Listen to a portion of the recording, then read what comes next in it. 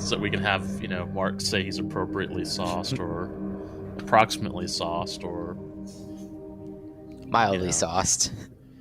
Hello and welcome to episode 170 of Masters of the Forge. Why is that funny? The professionalism always after a crap show we have a marked decrease in professionalism. I don't like it. We have a Mark that is especially sauced right now. So markedly sauced. Markedly sauced.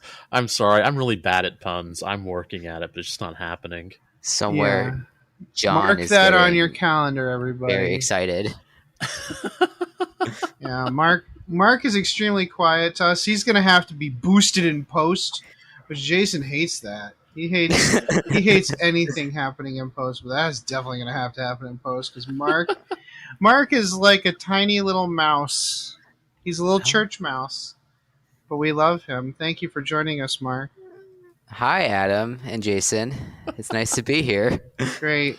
So we had Mark on because, quite frankly, I've been busy and Jason's been busy, and neither one of us want to do anything today. So Mark is going to talk about his army today and give us some cool lore about the actual World Eaters, but more about his army and more on that later. First, as always, we're going to talk about some recent hobby progress. And Mark, can you start us off? Sure thing. So in the past, probably about 3 weeks, I did a set of the heavy intercessors that I did in my Warhound scheme, which we're going to talk about later. Those are a nice, fun kit to see. I like doing the Gravis armor, and it's neat how their Gravis armor is a little different than the aggressors. They sort of trimmed back that like head shroud thing. I don't know, which is nice. It makes them look a little less goofy, and then them just holding bolt rifles is fun. So I did those guys. I did a chaplain on a bike, which was fun. Oh yeah, that kit is sort of, I don't understand how people paint that kit all together. I had so many sub assemblies that the chaplain was basically just the parts on the sprue. Really? Because like there's so much tight corners and I don't know how some people do things about sub assemblies. It baffles me. But people do it and will ignore that. True. But some people are just wizards and I don't know how they do it. My most recent thing, though, was a set of Blade Guard conversions, lovingly called Babe Guard, on our Discord right now, who, instead of using the actual kit, I just went on and bought the appropriate Blade Guard backpacks, so the heights were correct, and just some generic assault intercessor, and the Hellblaster, because the Hellblasters and the Assault Intercessors actually have the same body that the normal Intercessors don't, because they have the side skirts. It's a little weird that the Assault Intercessors have the same thing as them. I don't know. But I bought those, and then from Pop Goes a Monkey on Shapeways, I got some cool round shields with bolters in them and some cool chain axes, and made my own Blade Guard Gladiator veterans to be that's pretty cool. The Warhounds' take on the Blade Guard veterans to fit their aesthetic. And I love the Lathe Guard. It's such a really cool unit. The shields, the swords, the armor, like the cool collared armor. And it's really intricately it's very ornate and carved, like it's been lathed. I think that's why it's called the Lathe Guard. I think you mean the Blade Guard to blade. Yeah. No, it's Babe Guard. Babe Guard. It's hot. It's hot. As you were. Yeah, so I just finished those, and they are appropriately gruesome for the Warhounds, and we'll learn more about them later. Hmm. My other thing, I've been trying to, I'm waiting for not Shapeways, Battle Foam. Oh, Supposedly they're having a sale in July, but there's only 2 days left, so I'm beginning to think that's not the case. I thought it was always on July 4th. That's what I thought it was going to be too, and July 4th came and passed without a sale, as far as I know. Hey, And so next one is Labor Day, but I have a bunch of foam I need to order, especially for my Fire Raptor gunship, which is a terrible model to get foam for because it basically takes up an entire large tray on its own with no room for anything else. Yeah, yeah, I think Battle Foam actually has a specific case if you want to bring your Thunderhawk. This is a Fire Raptor, Adam. So no, I know, but Okay. like that's even so worse. they probably have one. They probably have Oh, one with because the it's Fire bigger. Raptor too. Yeah, they do. Yeah, but Yeah, it's a real big model, and Yeah. I don't anticipate taking it anywhere very often, but it still needs some foam. yeah. And then I've been sort of meandering on my next thing. I think it's going to be the Bone Reapers Underworld team. Okay. I've had that for like a month and a half, and that'll be a nice like little palate cleanser while I decide what my next major project might be. Or they'll just release more Space Marines in their interim. It's Games Workshop. There's always a Space Marine release around the corner. Yeah, just wait a week, maybe two. Yeah. But remember, all Games Workshop releases are Orc releases. Yes. As long as we know that, yeah. And they're going to need a lot more Orc releases with that Codex coming out. Oh yeah, yep. These are facts. I agree 100% with that sentiment. All right, you want to give us your Instagram account so we can find you? Sure, you can check out all of my stuff at Cold Fusion 32, all one word. Cool. So, No, it's a really great follow, you guys. You should check it out. Yeah. Mostly because I'm the one who berated him into doing it. Now he puts all his stuff on there.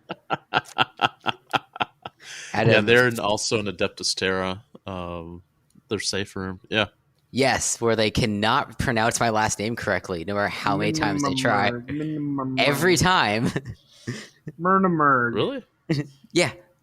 It's not like your last name is MOTF. I mean, come on. Motif. Motif. Yeah, Minneberg. It's not hard. They're anti-Semitic over there. That's why. So, Jason, what hobby progress did you have, sir? I see it's a lot. We're gonna have a lot of hobby progress this time, you guys, and not a lot next time because we have to record next week. Yeah. Yeah, expect like nothing next week. Okay, yeah, so it's gonna be a long episode. We're gonna be covering all the Fire, Dawn of, and Rust Fire. Yeah, whatever. all that stuff. Oh, Caradon? Yeah, Caradon 2. The re-Caradoning. Anyways, I was Jason, going to say Space Marines on patrol, but yeah, that's yeah. All right. So this month I might have gone a little out of patrol. control. Conscripts on patrol. Okay, that's that. We need to talk about that. Doing that as an ad. I don't know if we can use the music though. Okay, sorry. This month I got a little crazy with 1,000 Suns. I said I would never build more than one rubric squad. The lie detector determined that was a lie. So I built a squad of 10 rubrics, painted them candy apple red. I mean, like very saturated with silver instead of gold. They look kind of like Iron Man, to be honest. The same color scheme almost. And the Aspiring Sorcerer's a kit bash using the stock sorcerer with bits from Forge World because I've got some. Let me see. Also from the Zangor Enlightened box and the Exalted Sorcerer box. And then after building and base coating those and actually getting them up to, a few colors, I decided to go ahead and add 9 Warp Flamers to that squad so I can switch out loadouts, even though I have a suspicion that Warp Flamers aren't going to be that great. But hey, whatever. I then decided to go ahead and paint another squad of Thousand Sun rubrics, but these are like a metallic black from Vallejo black metallic air. Great paint, love it. Vallejo, Yeah, it's technically it's Vallejo, but Vallejo, yeah. New York Well, City. so yeah, those guys are metallic black and a jewel red. It's kind of obnoxious scheme, but it's it catches the eyes. Let's see. Almost finished painting a 30K Armin because I had an extra one. Decided to build it and paint it. I picked up the Realm Shaper engine, which is it's not done yet. It's from AOS. I can't remember the exact. It's the Seraphon Ziggurat. There we go. Pyramid. And I decided I would go ahead and maybe paint that up as a Tower of Zinch or Silver Tower. Maybe use it as a proxy for a Plasma Obliterator or a tank. The thing is, it's not that big. Like in the pictures, it looks immense, but when you get down to it, it's not really that large. Dude, you should have Dob 3D print you a flight stand for it. Oh. Yes. Oh, okay. That'd be pretty cool. You could hover around. Yeah. That'd be super That cool. point is basically just a Tesseract vault. Yeah, you could put LEDs in it, so it like bathes the ground underneath it in light and like blue or red or any color you want, really, because you can change the colors of those. Yeah. It could be like one of those cycling color change LEDs. Yeah, so that everybody who plays you will go into a seizure. Well, I mean, if you see the colors of my army, that's already guaranteed to burn out retinas. So I think I don't think that's against the rules. Yeah, that's a legitimate tactic on the tabletop. I'm glad that you two are supporting me on this. Cool. So yeah, I'm gonna go. I need to go think about those LEDs then. All right. Lord of Change. Sorry everyone, I'm actually showing these to Mark and Adam while I'm here. This cat, kind of Egyptian, almost. That looks like Anubis, Mayan. Or is it a cat or is it a? It's a crocodile. Crocodile. No, I forget who the crocodile is. No, it looks like King Sphinx from Power Rangers. Are you serious? Give me 2 seconds here. Well, if it is, I'll ask Daw where he got the file, and we can send it on to you because I know that's Sobek is the crocodile god from Egypt. Sobek is an ancient Egyptian deity with a complex and fluid nature. He is associated with the Nile crocodile or West African crocodile. Yeah. And he seems to be associated with pharaonic power, fertility, and military prowess. Ooh, fertility. Yeah. Oh, yeah. Well, that's So I'm working on him. He's not completely done. I think Dog gave him to me back in December, and I've just kind of been working slowly on him as I've been figuring it out. And I decided to go ahead and start work a little bit faster on him because of what happens we'll talk about what happened in games played, because it's funny. All right. Zangor's painted 25 in my spirit scheme. Took me an evening, which is what I want to do with Zangor's. I don't want to spend a lot of time on them because I'm not interested. Bought foam for my Zangor Enlightened, the Sorcerers on disc, as well as for Be'lakor, which Be'lakor is basically ready for the tabletop. There's some stuff I got to. Where'd you get that foam from? I bought it from KR Multicase.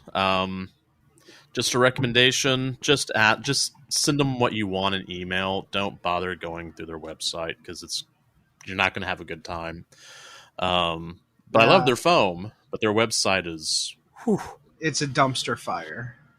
Yeah, like I want to love them so much, but just like your website, it's killing the mood, man. It's killing the mood. Let's see, foam. I also picked up a bunch of Marines from our listener Zane, who did our.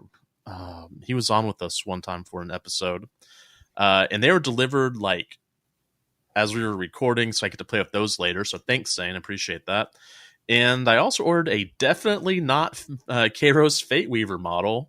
from Etsy, and it was also delivered today. So after recording, I'm going to go get to play with those, and I'm like really excited. So yeah, so many demons, so many thousand suns. So what about you, Adam? What? You think What? I did What? anything? I did a lot, actually. Dude, we, So we do hobby hangouts like every week, like multiple per week. I know you've painted stuff. You know? yeah. So palette cleanser. I painted some Necromunda Goliaths for Carl. I think I Yeah, you talked did. about that during the poop show. Mhm. And that was a lot of fun. It was really nice painting something different for once. He might Yeah. be sending me some more. I did. His Goliaths are kind of like prison escapees. They got the orange jumpsuits and stuff. And Yeah. boy, those models are big. They're big dudes. There's Yeah. like there are a bunch that are bigger than like war bosses and whatnot. The scale's a little Are you different. serious? It's more like true Yeah. scale than 40K is, so Yeah. that's kind of to be expected. Um, I am deep into the repaint project. I am like, I can taste the end. So I did 24. I did 24 regular bikers to add to the 12 I already had, Hmm. and all of the remaining knob bore riders. Totally redid those in my Death Skulls scheme, which is yellow and blue.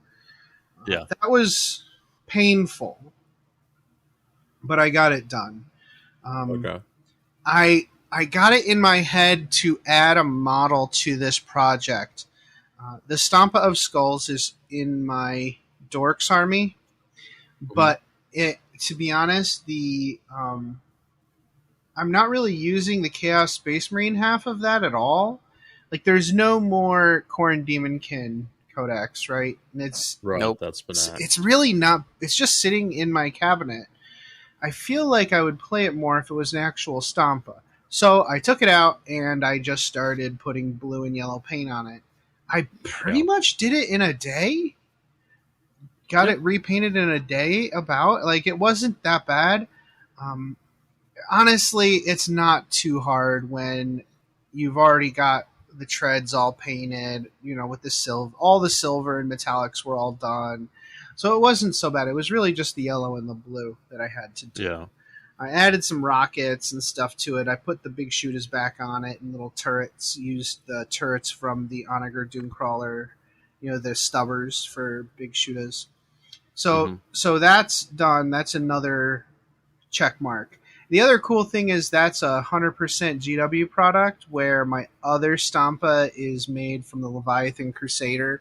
So if I wanted to display that at a GW only thing, you know, they really haven't been putting any of my things in the GW like stream lately. Like, it's been a long time. I think I fell out of favor somehow. I'm not sure. Anyways, so yeah, that's done. I love it. It's a Baneblade chassis with a Stampa sitting on top of it. It's just the best. I love that thing. So I started on the rest of the infantry for the Death Skulls repaints. Yeah. And that's going to be it. Like, I'm at the end of the Death Skulls repaint. Yeah. So it's 31 boys and 9, 10, 13 knobs, 3 boss knobs with kill saws. Yeah. And I think that's it. So I know it's like 50. It's 51 infantry. Oh, there's 3 mech boys in there, which have yet to see play at all since I built them, painted them in like 7th edition. Anyways, yeah. I mean, I still painted them, whatever. So all of that is in process. The knobs are all base coated. So like 3 of the knobs were fresh and brand new because I wanted some of the Killsaw guys, for which those were really good in 8th edition. They're not as good now, so now is the time to paint them. And I snapped the arms off of some of the Choppa Slugga knobs so that they're double choppa, which Okay. is really cool because that means they have 5 attacks each. Oh. Yeah, it's pretty Oh. cool. They're pretty neat. I love it. They're not as good as Death Skulls, but I don't care. Yeah.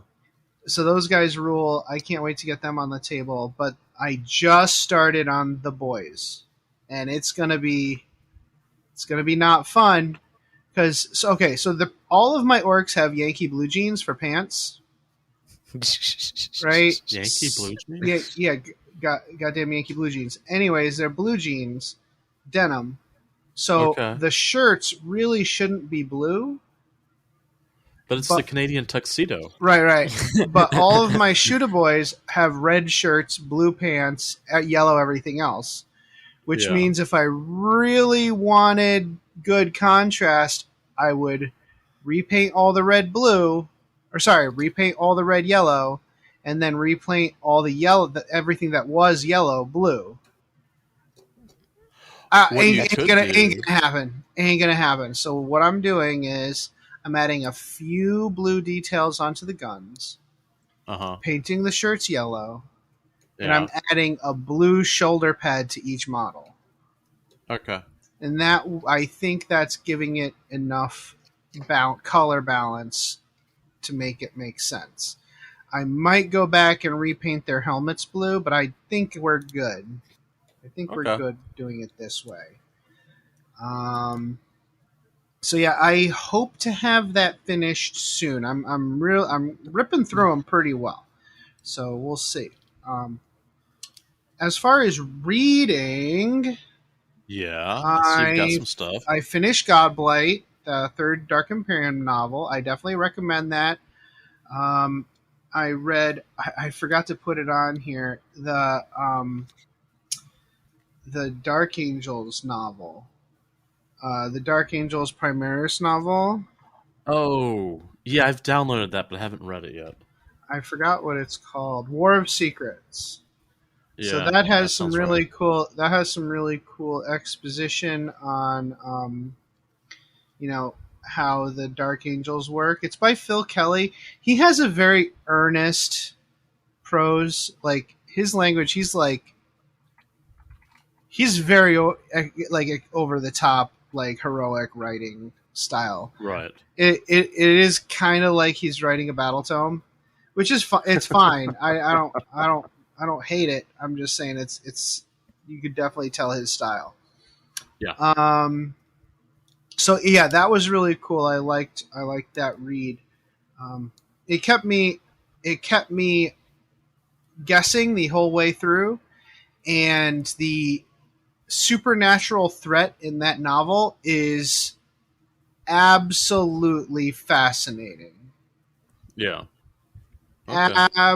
Absolutely fascinating. I want to talk more about it, but I don't want to ruin it because it is really funny. Well, we could go through and do an episode in the future on the book. Yeah, maybe. We wouldn't be able to talk to Phil Kelly, obviously, but maybe we could talk a little bit about it with Gav if we have him on again to talk about his, like, maybe his Luther book or something like that. I've got to pick that up. I keep forgetting. Yeah. I've heard it's, pardon me. So I have a cough. I went on an Indiana trip, and of course, we're just all sick now. It's the worst. Oh no, it's the COVID. Mm-hmm. Yeah. Yeah, because none of us have been sick for over a year and a half. Same here, dude. And now people get non-COVID now everybody's diseases? sick. Yeah. Now everybody's sick because our immune systems are not used to being assaulted. Yeah. So, I did forget to mention. Yeah. Well, hold on. There's I ended up reading the book The Wicked and the Damned, which is a Warhammer horror collection. Ooh. Which, David Annandale's in there, of course. So I was like, okay, well, Dave's in there, and one of our listeners, was it Cal? No, was it Nick? Was it Cal? I don't remember who was that recommended it. Really great book, though. 3 short stories and little vignettes to tie them together. I'm not a big horror fan. That's just not who I am. But this was really are we going to put spoilers on this? I'm trying not to spoil anything, but there's one of the stories is about the Savlar Kim dogs. So if you're Nice. really into that, if you're into that army, this is the perfect short story. Uh-huh. It's just so nice. Cool. And one of them is trying not to say too much, is about a commissar. Nice. And then there was one short story that our listener was trying not to spoil it for me. So, but it basically has essentially there's some Zinch goodness in there. Mm-hmm. So, and that was actually really quite a nice little. That was a good story actually. So Cool. yeah, it'd be nice if we could get David on maybe to talk about one of those short, his story of that group, which I can't remember which one is his. Right. It would be but it nice doesn't to matter, get it's all good. some of the other I bet some of those short stories are like our first time Black Library authors too. So Yeah, it'd be nice to get them on for a little vignette thing or something Yeah. like that. be Listeners, pretty let us rad. know like who you wanna hear from, because folks are Yeah. pretty open to it. So I also read Gazgul on my trip. My special edition that Tucker gave me. Thank you, Tucker.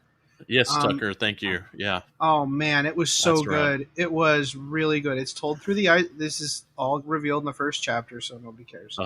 It's told through the eyes of Makari, translated by a Blood Axe negotiator.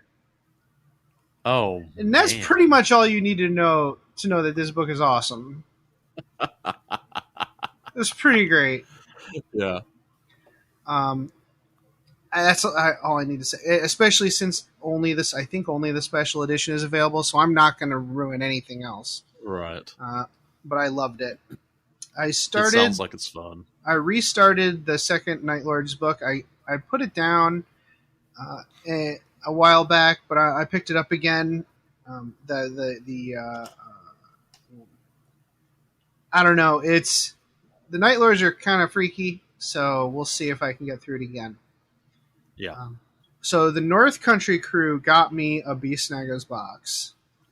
Hugs to all of them. Yeah, I Love didn't want to to them. say anything in the last Hooray. episode, just in case something happened, because I knew allocation might be weird. But Yeah. I really appreciate that, you guys. You're the best. Yeah. Thanks, guys. That's Yeah, that is so cool. And Yeah. Dave had the idea. I think it was Dave had the idea of Yeah, it was doing Dave. a 24-hour painting marathon, where you do a getting started box from start to finish. You crack the plastic and build and paint it in 24 hours.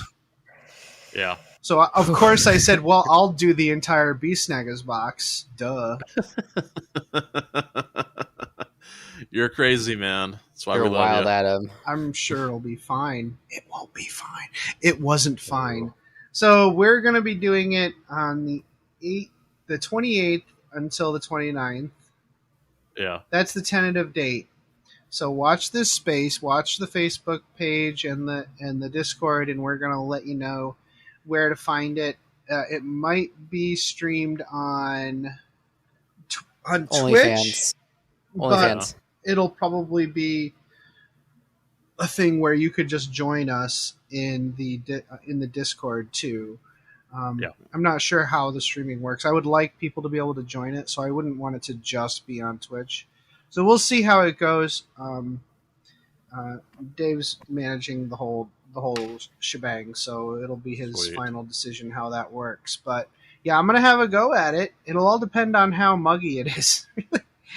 And the good thing is, like a lot of the Beast Naga's box, it's all, as far as I know, it's everything. There's no real options in there, so it should all go together pretty well. I'm not too precious about how things mush together, so I'm not going to sit It's there. orcs. You can phone it in. Yeah, I'm not going to sit there sanding mold lines. You know what I'm saying? That's not my party. Okay. My highlights are so extreme that you probably can't notice anyways, at least not from a foot away. So I'm super excited to get the first paint on those, and I am awaiting the time when we have those Squighog Boys kits because I already told Flipside, listen, I sold a lot of blood and time uh, to be able to afford a full array of 15 of these guys. So You're just donating a pint every week. 18 of these guys. So my cousin's O positive or O negative, whatever. They pay her $15 a pint. Nice. Right? Can you imagine? Yeah, that's a little odd. We're gonna. That's a party. That's a party. Yeah. That's a party. All right. So, do we have any games played, Mark? I mean, Jason. Jason, games played. Poor Mark. I really wanted to play a game against you for this episode, but with the vacation and everything, it never really panned out. Well, we kind of did that one, the 1K. One. So, like, I can now say I've played with the army, which I couldn't have said before. True. Oh, this is the curse of working on Saturdays. Mm-hmm. Yeah. But you get paid well, so. Yeah. I do, so, I mean, it works out. What did you do, Jason? All right, so something I forgot to put in hobby. I'm not sure where to put this. I'm gonna take a nap. I'm sorry. Okay. Last week I did a live stream with Keith from, one of our listeners. Oh, good, Adam's dead. I think he just died on me. Anyways, I did a live stream about the Thousand Suns. So if you want to go and hear me talk a lot about the Thousand Suns, it's on Twitch. Look for Keith from my Warhammer Guild. Let's see. All right, Cursed City. We finished the quests. And I think we're just waiting for new release materials because you know what's really good, Jason? Yeah. Before you move on, it turns out Mark switched headphones and it sounds so much better. Well, no, I didn't switch them yet. I was waiting for a break to swap them. Oh, okay. So that's even worse. It's going to be so good for you getting his correct level later. Oh, excited. I have ways of is tomorrow the 30th of July? It is. Yeah, so I'll be doing this tonight and tomorrow. Right. This is what rock and roll is all about, though. That's true. That's true. Being able to do things, not a lot of time, but with a lot of chemical help. Yeah, there we go. I was gonna say peyote. Who needs sleep? All right, so Warcry.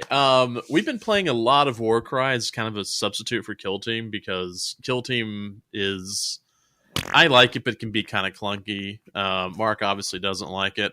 The nice thing about the system is it's easily scalable from 2 to 4 players, and it's easy to teach.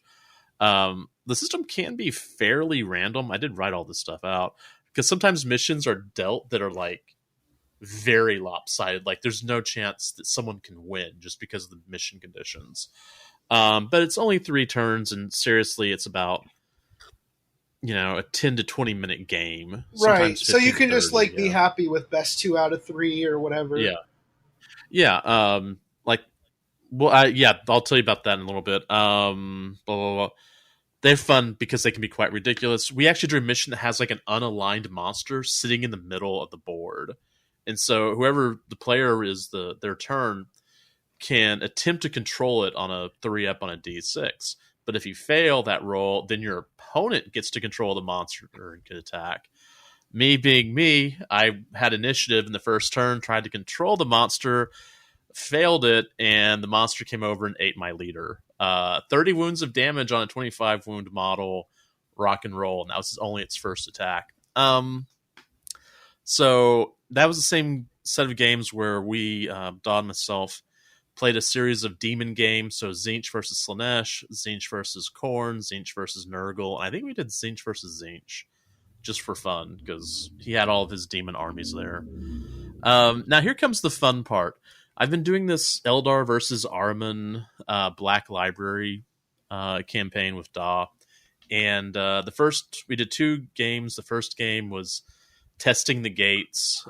Basically, I'm just testing out the Thousand Suns army, learning the psychic powers, figuring out which ones I want to use, realizing that doesn't matter because we're getting a new codex, so haha.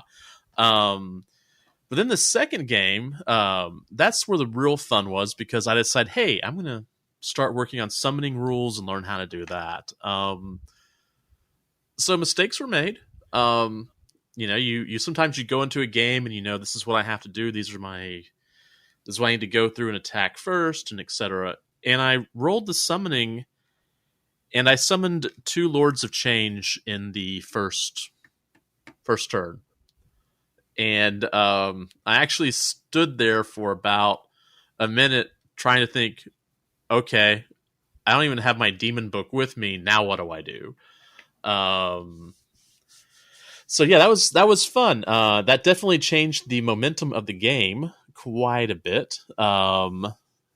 So throughout the game, I ended up summoning total 3 Lords of Change, 1 Demon Prince, a Mutalith, a squad of Horrors, a squad of Flamers, a squad of Screamers.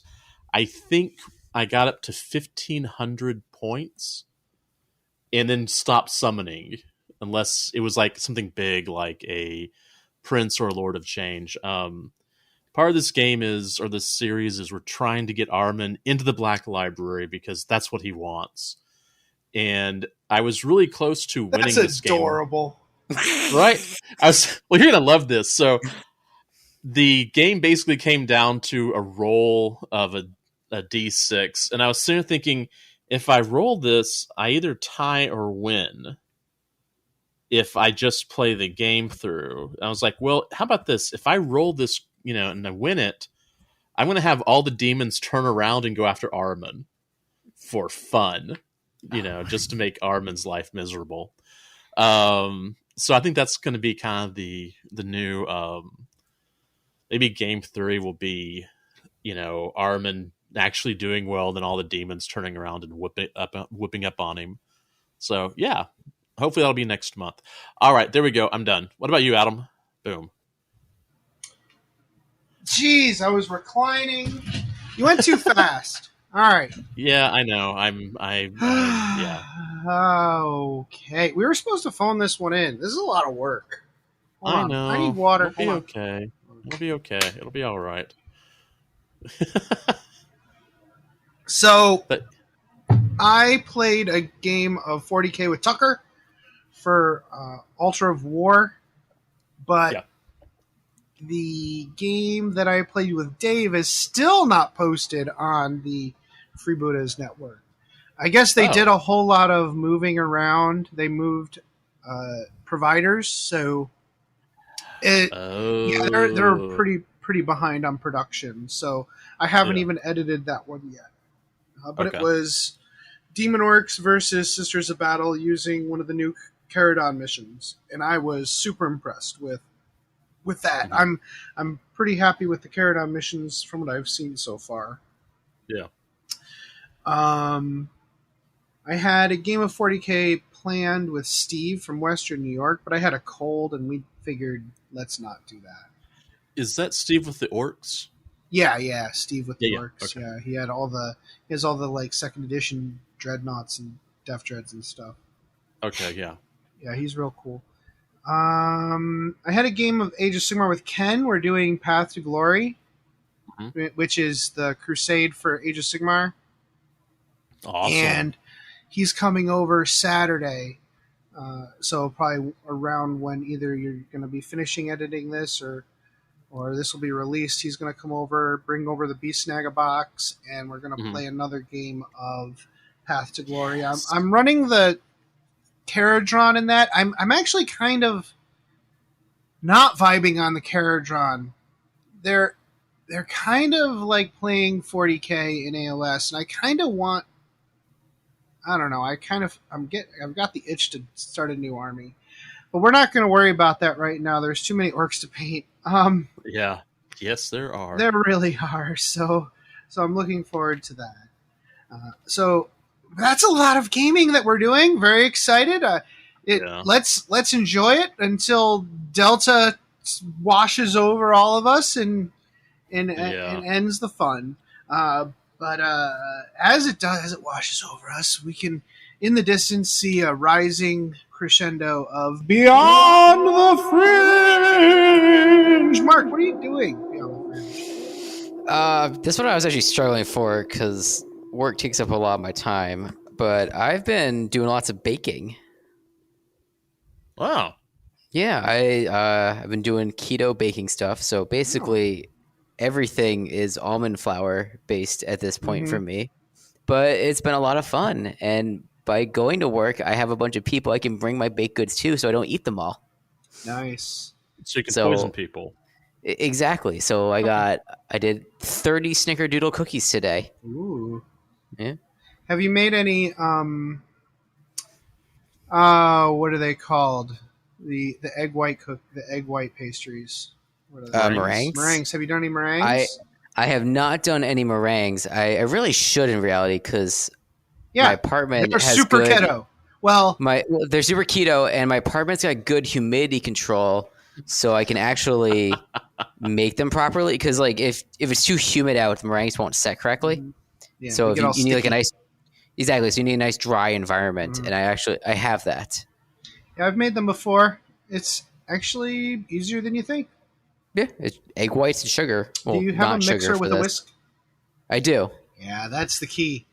Because you Yeah. don't have to sit there going womp, No, womp, womp. You let the machine do that work for you. No, Yeah. I don't need to exacerbate any repetitive motion injuries. No, you don't. No, well, Hmm. we're Yeah, gonna let's we're leave gonna leave that alone. We're gonna leave that Yeah. alone. Jason, what's your Beyond the Fringe? All right. Purchase orders. Yeah, man. So I got lucky and was given some money by my boss and some other people, and I spent a lot of money at Sweetwater that wasn't my money. So I was really Nice. happy about that. You know, it's like cool. I buying all the cool stuff and it's not coming out of my account. That makes me happy. And when you retire in 20 years, if it disappears, you're the only person who knows it existed. What stuff? I don't know what you're talking about, Adam. So yeah, that's my Beyond the Fringe. Picking up Sweet. gear, Toys. Yeah, toys. I picked up in only the metalheads, or maybe not even all the metalheads will get this one. I picked up a micro Dark Terror head from Orange, so for processing, and it's got a great sound. And Brian and I have been talking about it, back and forth.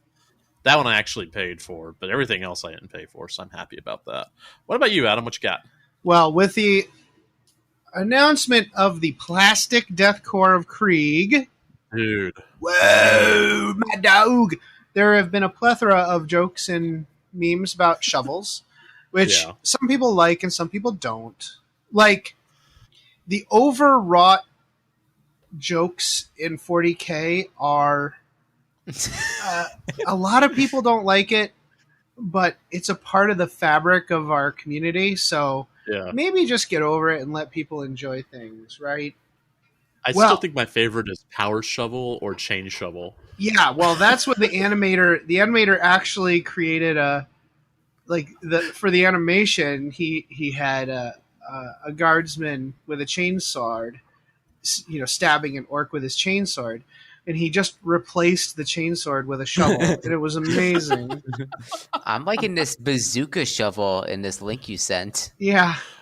So Wait, what? So, anyways, someone posted this link from wearethemighty.com.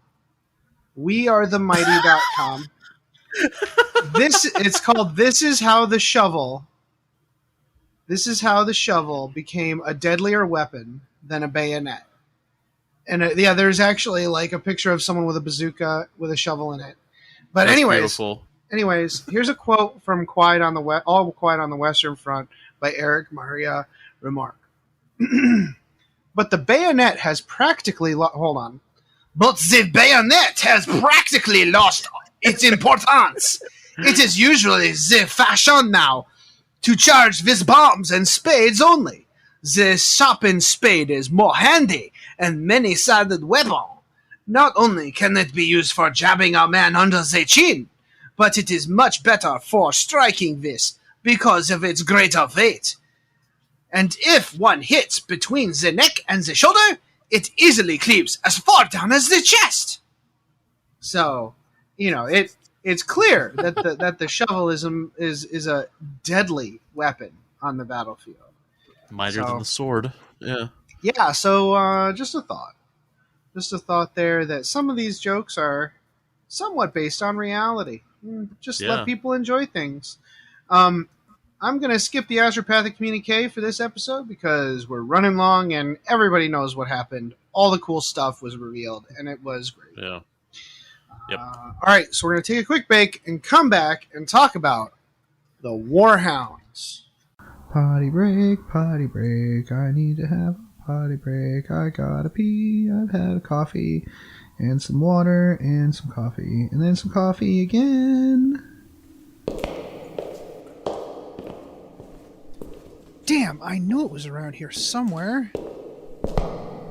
Damn, where is it? Can I help you? Ah! Scared me. What do you seek? I need the perfect scenario for a narrative game I'm running this week, and I can't find one. Sir, this is the Black Library. We don't have narrative scenarios. Well, then where should I go? Might I recommend the Tabletop Campaign Repo? The Tabletop Campaign Repo? What's that? The Tabletop Campaign Repo is an ad-free site for hosting resources related to playing tabletop miniatures wargaming. Oh, like scenarios? Absolutely. Also, event packs, custom objectives, tracking sheets, custom terrain rules, maps, icon packs, award templates, and more. Oh, and this is for Warhammer 40k? Among other things, there's also Age of Sigmar, Kill Team, Warhammer Fantasy Battle, and others. They're always open for content submissions for any system, even non-Games Workshop materials. Oh, that's awesome. It sounds like a great way to save all of this great content the community makes. A lot of that stuff often ends up disappearing into a dead message board or Facebook group. Exactly. It's a real community effort. Great. So, how do I get there? Just go to that webway gate marked tcrepo.com. tcrepo.com. Got it. Can I ask you one more question before I go? Fire away. This place is really easy to find. How come Armand can never find it? Oh, because it's more funny that way. Oh, yeah, clearly.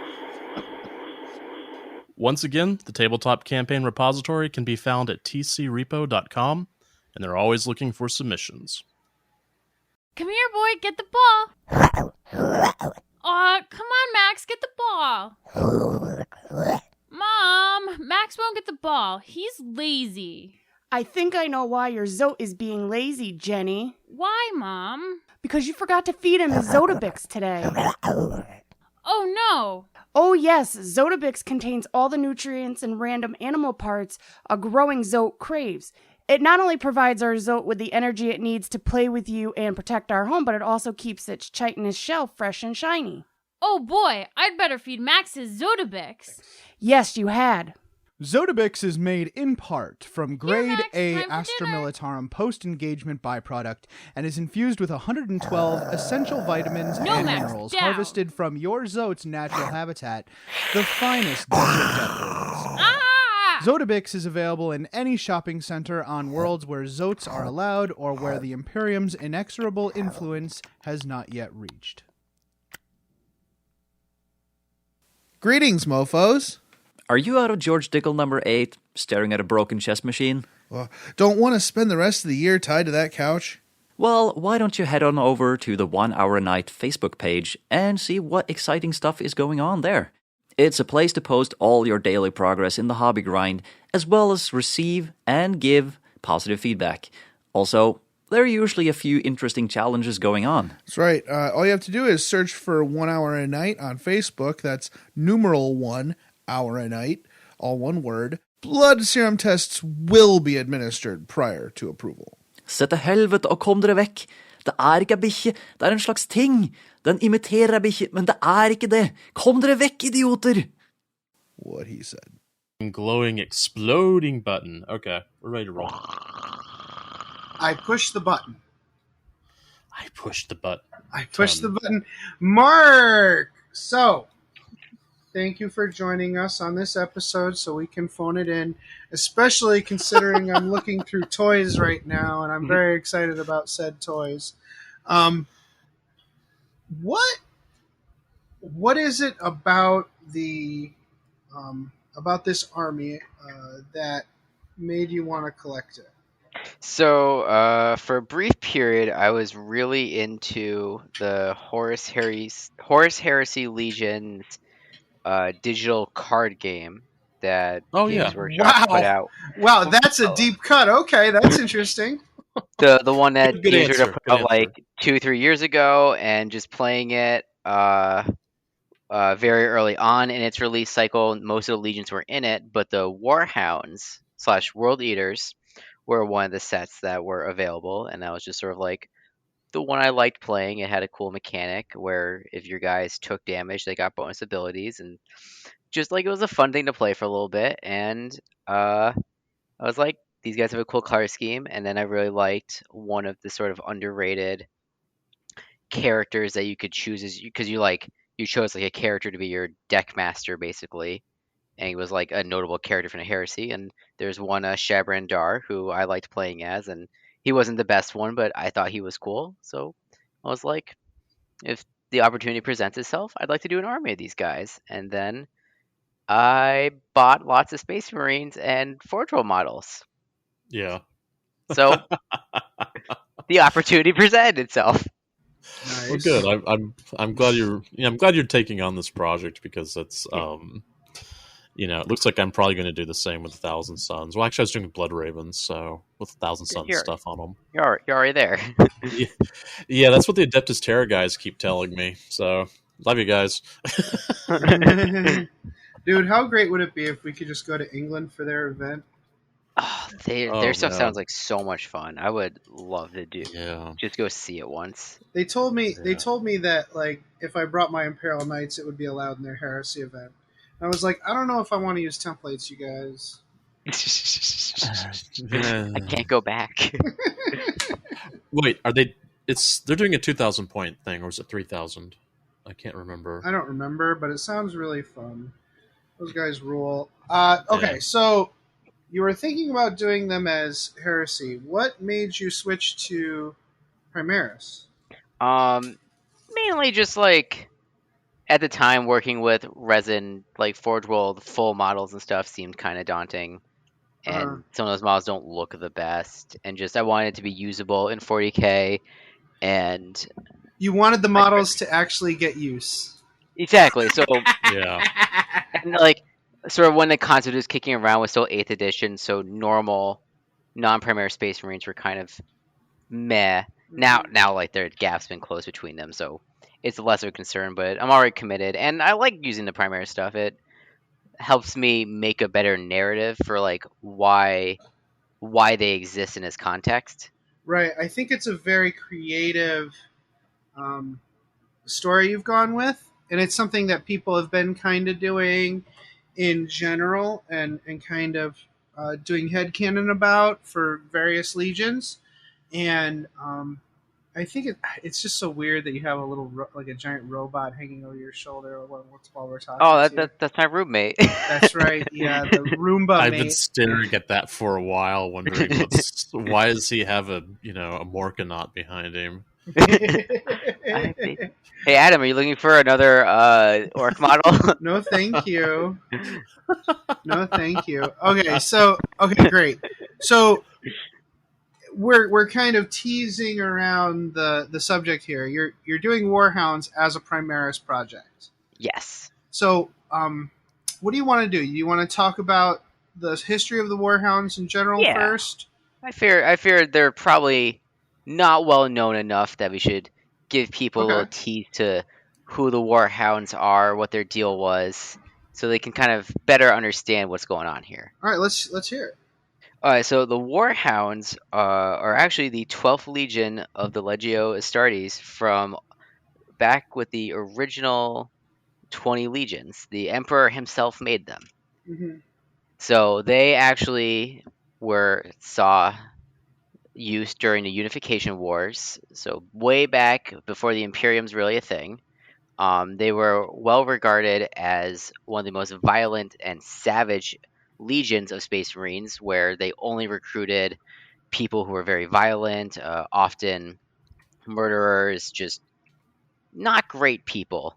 made up their ranks. They had one focus: how good are you at killing? And so they were excelled as shock troopers, hand-to-hand combat. Just they had a very set, get in there, cause mayhem, rip and tear, take no prisoners, just pay the path of blood. We have one focus objective. So And these guys were made from the most bloodthirsty of all the techno-barbarian tribe members that were not Yes. just wholesale slaughtered during the Unification Wars. yeah, The survivors They sound yeah. fine. These Yeah, guys no, seem fine. this is totally a great idea. Yeah, I'm sure they can babysit your kids. It's great. It's Yeah. cool. It's fun. And so, being these very violent shock troopers, they were very successful in combat. Where any battle they went in, you could guarantee there were a lot of casualties. Not necessarily if the battle went well, it was the enemy's casualties. If the battle didn't go so well, it was their casualties. But you could guarantee there are lots of them, and that's the best we can hope for sometimes. And so, because of this, after their first few engagements, the Emperor didn't actually use them very much because he felt they were a fate too cruel for some enemies. So, really, you only would deploy the Warhounds if you did really want anybody left around afterwards. So, they often ended up being a very training-focused legion, where they just wait around for someone to deploy them. No one was going to deploy them, so they training. So that actually fostered gladiatorial combat as a key thing in the Warhounds, because they were very keen on martial prowess, martial honor, so they would fight with each other to hone their skills. And because they're all violent murderers in power armor, and that's what they're going to do. If they can't kill other people, they're going to kill each other. So they even had a system in their legion where any Warhound could challenge another Warhound of a higher rank to 1v1 combat, and if the lesser person won against their superior and killed them, they actually took their title and their office. So there was a lot of infighting. It was not the best work environment to go to. Yeah. And then keep going. Sorry. Yeah, and then anyone who actually won one of these combats and killed some sort of officer, higher ranking official would get to wear basically like a chain X symbol on them, and that proved that they had won this combat and had gained the honor of acquiring a higher office via 1v1 combat. Okay. So obviously the HR office is pretty much a nightmare scenario. I think they just gave up. Just we got a form for that. It goes in the garbage. But so this is mostly the life of the Warhounds until Angron, who had his own adventures on New Syria, where he was a slave, then a gladiatorial combatant, then a revolutionary. Then his dad showed up and ruined his whole revolutionary thing for him, and Angron never really got over it. Happened. But so Angron eventually gets found by the Emperor. He comes back and joins the Legion begrudgingly.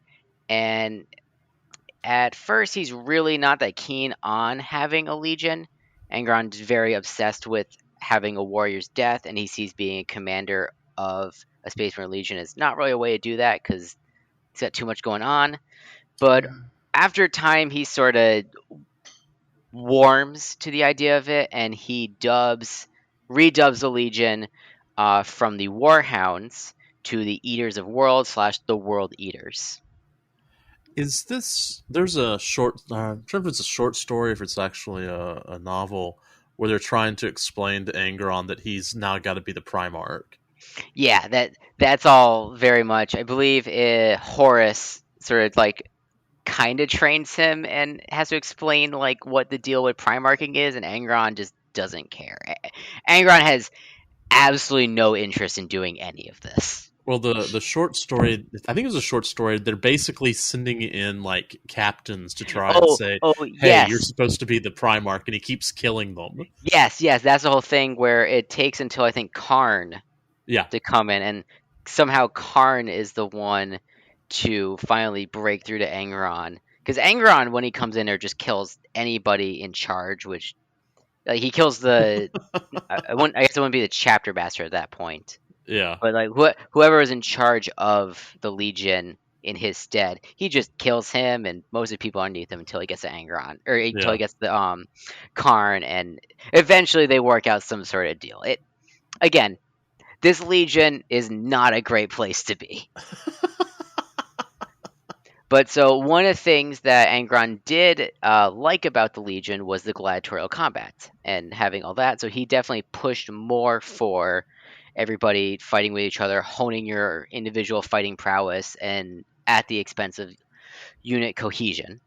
And he also, Angron, as part of his whole gladiatorial combat stuff, had the butcher's nails implanted in his skulls, which were this archaic piece of technology that no one really understood, but his homeworld, New Syria, was like the last place to really use them. And basically, they drive them into your skull and stimulates various regions of your brains to promote adrenaline production and stuff, and messes with your brain. So you're always in constant agony unless you are actively slaughtering people. The only way to get relief from this constant pain is to just do a whole bunch of murdering. Yeah. So Angron, who is now stuck with that for the rest of his life because the Emperor and the Mechanicus can absolutely not figure out how to get him out of his head, he decides the next best thing is I'm going to put them in all of my world eaters' heads. And because being the insane progeny of the techno-barbarian tribes of old Terra is not good enough. No, No. not, of course not. Not at all. No, we need to make them more violent, if you can believe it. So yeah. So because he believes in the warrior's death, right? Like yes, and this is a great way to make sure nobody is left behind. Yes, they can just Hulk out. The secret is I'm always angry. Yes, the secret is I'm insane now. Yeah. But this is all detailed in Aaron Dembski Bowden's novels, right? He's the one who manages the World Eaters in Heresy. I am honestly unsure. I have yet to pick up any of the Heresy novels. Okay. I would at some point. I will definitely have to read. I believe it's Betrayer. I really do. I haven't read any Heresy at all. But I'm interested in it because I've heard that Betrayer especially is a very good novel for putting a face to the World Eaters and making them much more interesting than sort of the modern 40K contemporary leads you to believe. But so Angron does the butcher's nails. He has to work with the Mechanicus to like try and make new ones because no one understands how these work, where they came from, all that stuff. So they kill a bunch of the Legion kind of accidentally because they make bad batches of the butcher's nails, and it's a whole bad time. It just Wait! There's bad batches of the butcher's nails. Yeah, isn't that the defining characteristic of the butcher's nails? Well, yeah, but like these are so bad, it just kills you when it's in your head. Just putting it in there versus making you in constant agony unless you're actively killing people. Like this is the World Eaters get a real raw deal here. Apparently, yeah. But so that kills a lot of the Legion. Angron also hates Psychers. And so he kills most of the. So the Warhounds, World Eaters, they get a real bad time where just everybody's trying to kill them, including themselves. Yeah. So all this culminates in Angron has a long-standing resentment with the Emperor ever since he became a Primarch.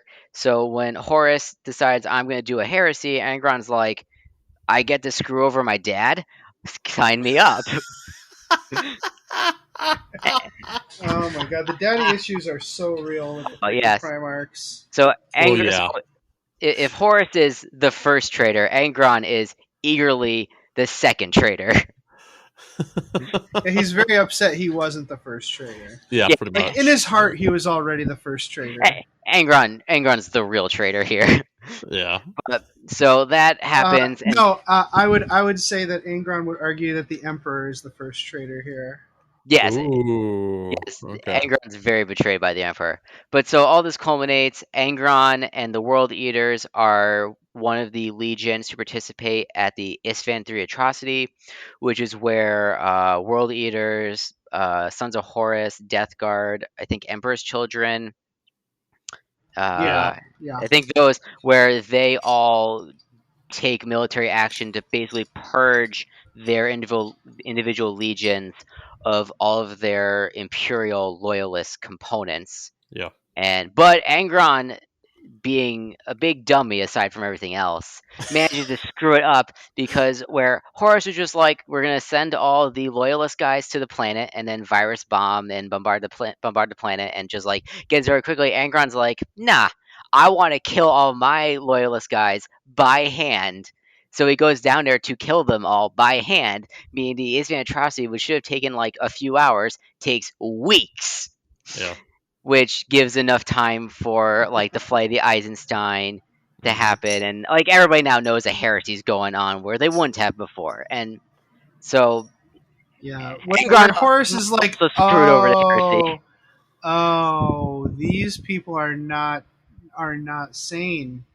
I am Yeah, not actually running the same military force that I was prior to going yeah, traitor. Oh yeah. no! He's like, oh man, I managed to put in my lot with the guy from because Whoa, whoa, whoa, whoa, whoa, because whoa! Angron's just real bad.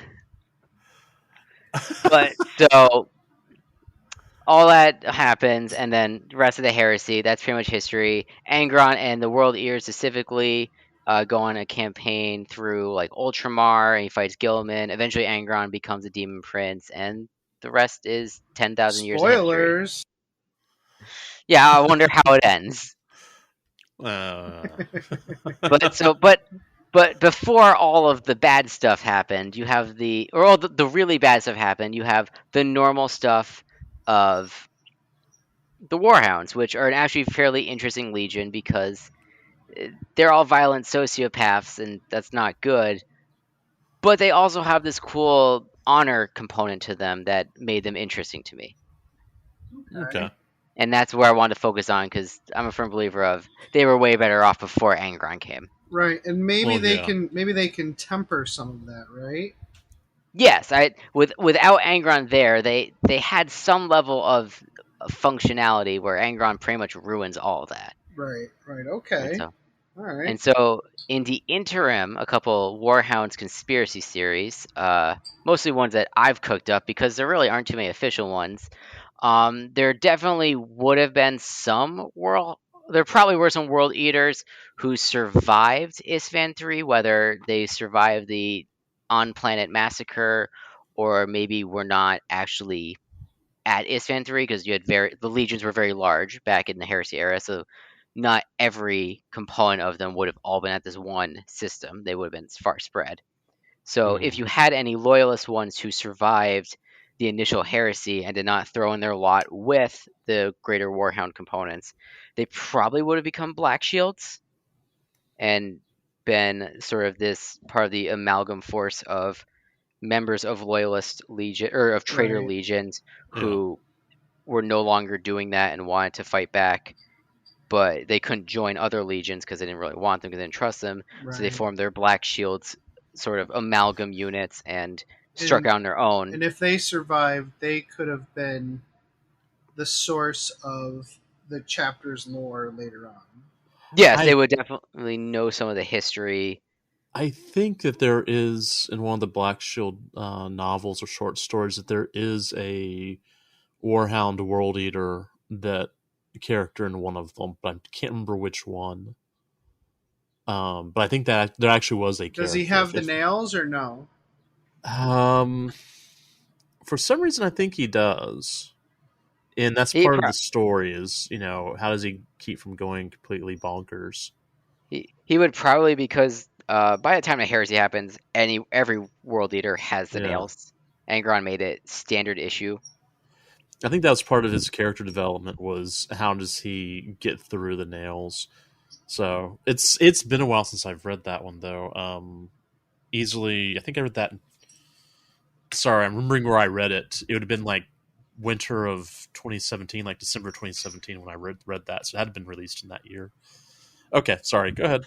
All right, so I mean, in the 41st millennium, there could still be like some very small amount of normal world eaters around who are actually from the original Legion in no real augmented fashion. They could be Black Shields. I believe they become basically the Death Watch. So like, there could still be around. It'd be unlikely. It's been 10,000 years, Well, but you know, who knows? Yeah, who knows? The world of the 41st millennium is vast and infinite.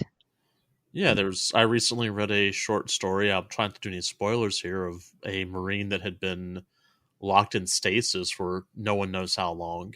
And so it's possible that someone's brought back in some sort of stasis device. Yeah, so that's quite possible. Yeah. Yes. And so another interesting little thing is back on, I believe, Ultramar, when Angron was doing that campaign, Logar had sort of tried to construct a scenario Of where course, Angron would. Lorgar. Yeah, Lorgar doing something nefarious, who would think? But Suddenly, Lorgar. But Sorry. so he was engineering a scenario where Angron would ascend to demonhood. Uh-huh. And so during that, the last few World Eaters librarians, which I believe it's in the story as accounted that there's only like 10 left.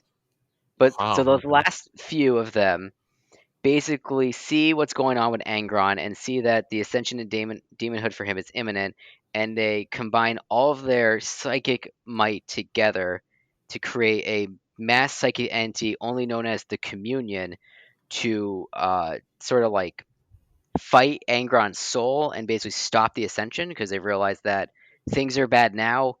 If Angron goes through with this, things are going to get a lot worse. Now, unfortunately, Lorgar intervenes and is able to stop the communion using his own dark spirit, because Lorgar is real off the deep end. And Interesting. yeah, and so there, unfortunately, all of those librarians died, Yeah. and it seemingly the communion was dispelled. But we all know with the warp and psychic entities and stuff, you never really know how they work, and who knows what happened to this communion. I don't think I've read that lore. That's interesting. That's an interesting Yeah, story though. yeah, that was a neat little nugget I had dug up in research for this that sounded like an Yeah. interesting little hook to grab onto for maybe some future stuff. Yeah, there's how you'd bring Uh, in Legion of the Damned right there, or some sort e- of thing like that. exactly. It's a very interesting little tidbit that you could do a lot with. Yeah. And then the last conspiracy theory involves our ever loving friend of the pod, Belisarius Call. Now, What a sweetheart. back when Belisarius Call revealed the Primaris Marines and showed off them the Gilliman, it was very heavily implied that Call had used all 20 of the original gene seeds to make Primaris Marines. Which Yeah. means that if that is true, he definitely has some original Warhounds in Primaris Marines Yes. hanging around. Yes. And Yep. I know Gilliman would definitely feel very strongly about not using those, because that'd be most I think he unorthodox. told him to destroy them. And Yeah. I'm pretty sure he didn't do that. Yes, but Call Oh, I has plenty wouldn't. of fingers to cross. Yeah, he has Yeah. so many fingers. And who knows which call he told to do Exactly. that. Exactly. If Yeah. if I was Call and I had many parts of myself that like was given orders that I didn't want to do, I would have a standing command to that duplicate to self-destruct before conveying those orders. Exactly. So You never told me to do that. yeah. I think doesn't the call that Gulliman has, doesn't he like kind of operate kind of oddly in a way? Yeah, he picks whatever, or she Yeah. they pick whatever personality they think Gilliman will react best to at any given time.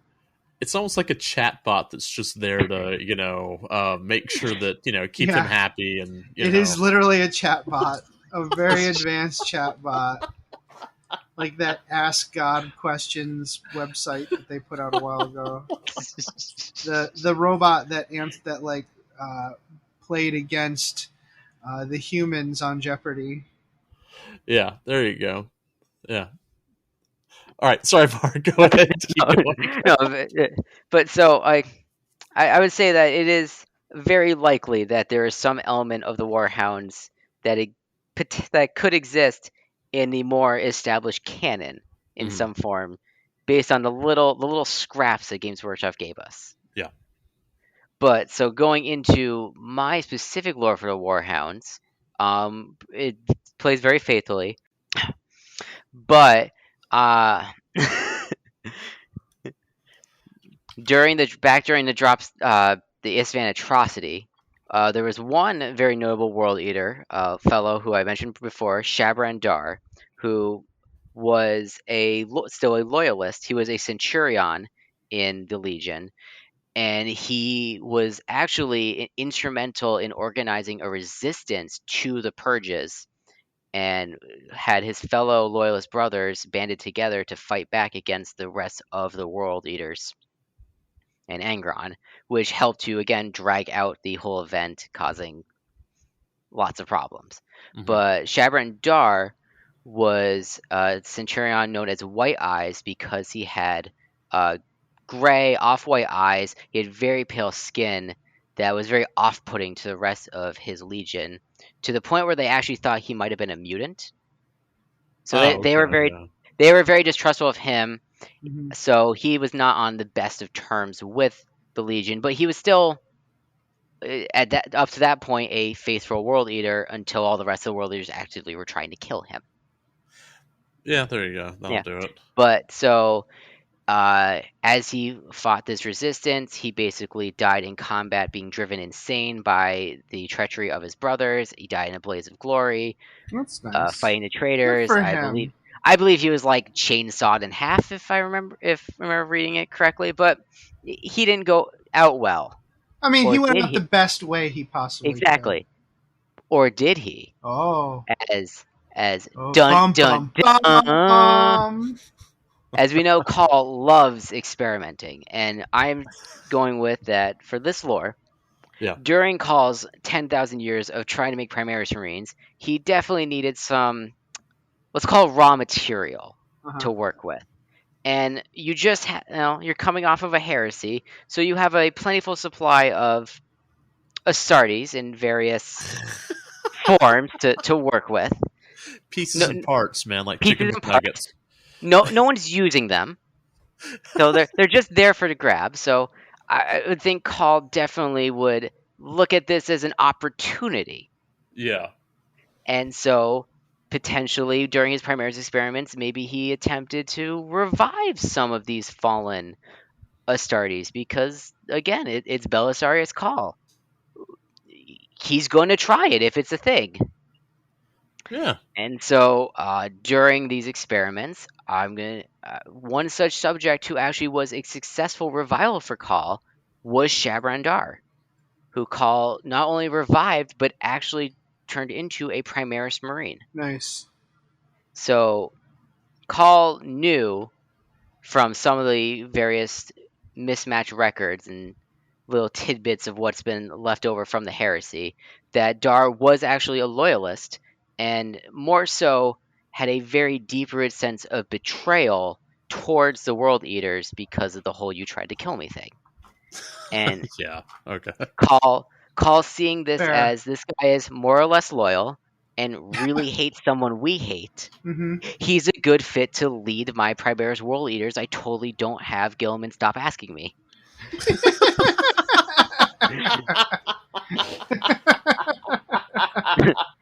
Oh, it's almost a match made in heaven, and Dar is more than willing to lead these new scary, should these exist, Marines as their chapter master, because he really just wants to kill some now proper worshiping corn world eaters because they all tried to kill him and the rest of his brothers.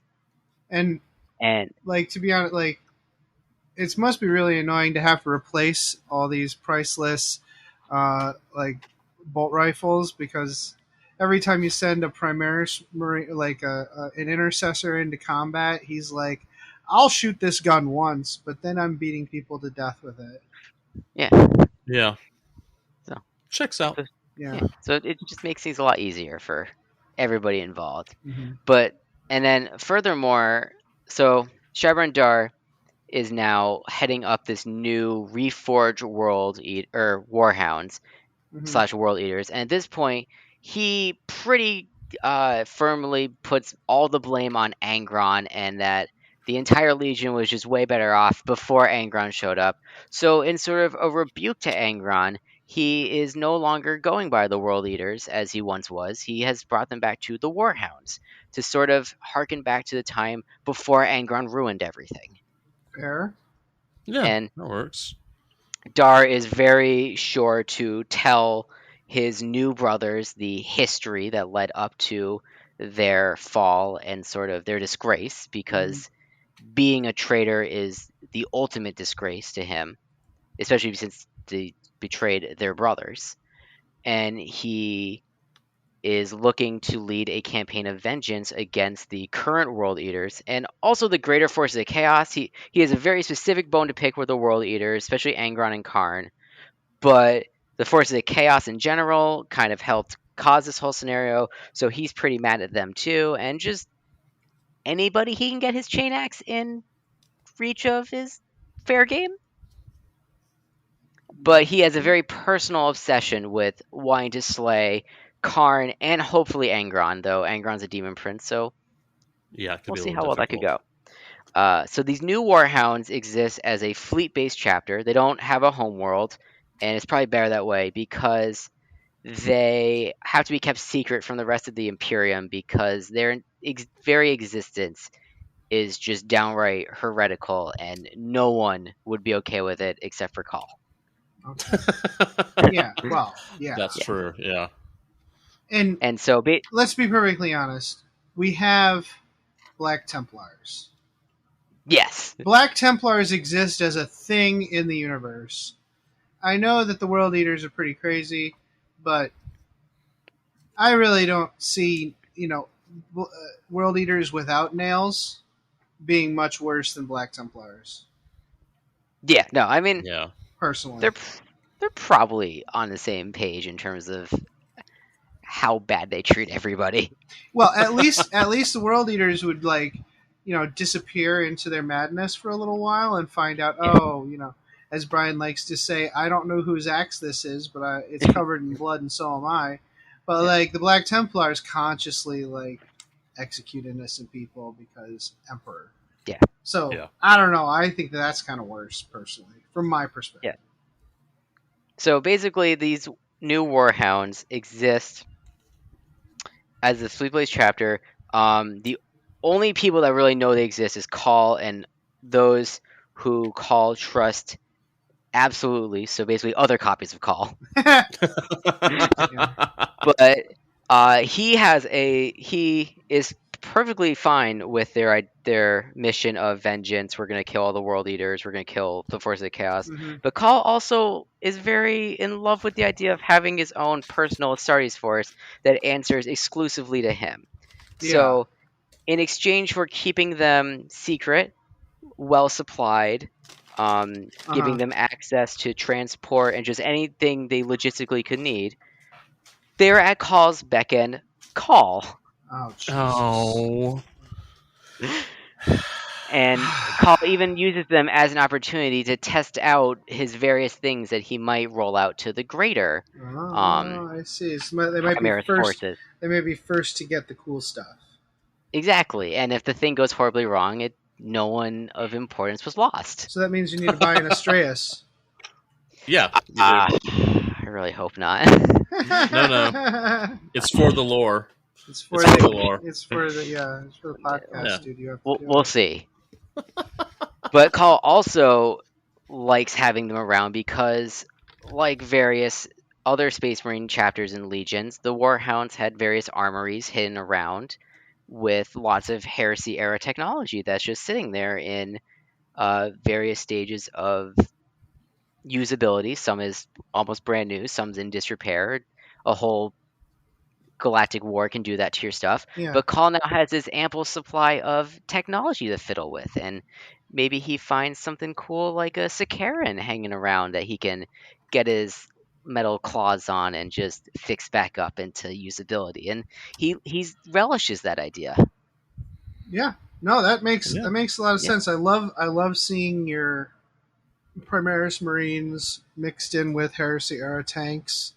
I mean, all those Yeah. tanks are new sculpts and stuff, so it's not like it's a weird scale issue.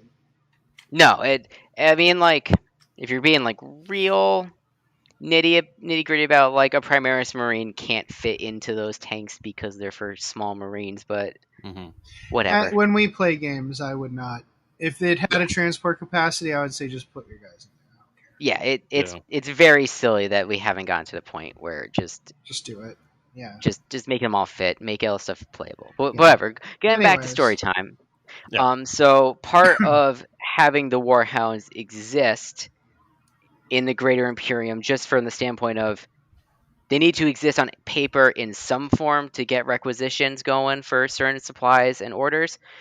Call has very cleverly registered the Warhounds as an Ultramarine successor chapter, and this is very easy to do because there's so many Ultramarine successor chapters floating around that no one's going to notice one more. Right. And as long as they don't show up to the annual Ultramarines family picnic, no one's going to be bothered by it. Yeah, I mean, who actually remembers that the Warhounds is such a generic kind of name, right? Like, Exactly. You got to think that after a while, there's some repeats, and no one Yeah. really thinks too hard about it as long as you just don't. yeah, Look. who would remember? Gilman? Yeah, go. Whatever. Yeah, exactly. The Imperium's so vast, you can't know all of it. No. It's huge. So I love it. Exactly. I love your lore. I think it's really fun. I think it's really interesting how it can develop too. We definitely need you to be fighting against some world eaters out there. Some I'm freaking hoping. chaos guys. Hoping. We don't have a whole lot of people in the club, so maybe I'll have to build a world eaters army. I don't know if they ever get new plastics, because Yeah. otherwise, no, thank you. That would be very nice. Now, just keeping on story time a teeny bit longer.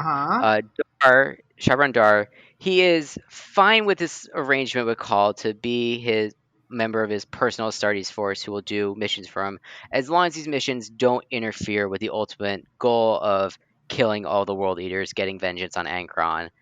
And so he'll do these missions begrudgingly, but it's fine. These new Warhounds, they do not have Butcher's Nails in them, but because they're using the original gene seed, they are still very violent. It seems to be embedded in the very core of what it means to be a member of the 12th Legion, is you are savage, violent. So the chapter has a lot of chaplains in it to help keep them in line, to keep them down with those loving, holy words of the Imperium. Nothing like a nice hymn to calm you down after your frothing violence. And then now, instead of the chain iconography that was once reserved for killing a member of the Legion of higher status and taking their office, now the chain iconography is explicitly given to those who kill a ranking member of the actual World Eater, so be it like a sergeant, a captain, neat. the leader of a war band. If you kill a traitor World Eater of some amount of office, you get to be decorated with this icon of the chain showing that you slew a traitor. That's and awesome. then also various Marines make like almost like a bloody marking on them, like a line to show how many traitors they've killed. So everybody's keeping score here of how many traitors they're going after. They have a very set goal. This new Legion, they do have librarians, though the primary function of librarians being the keepers of the chapter history and stuff is Mhm. not as necessary because they're a secret chapter. So why would you write this all down? We'll just have to burn it later. So, but Right. they are around, and they seemingly can communicate with some sort of psychic entity that helps guide Dar and the force of the Right. Legion. And Like could this maybe it would be neat if like they had some kind of psychic ability to calm them, right?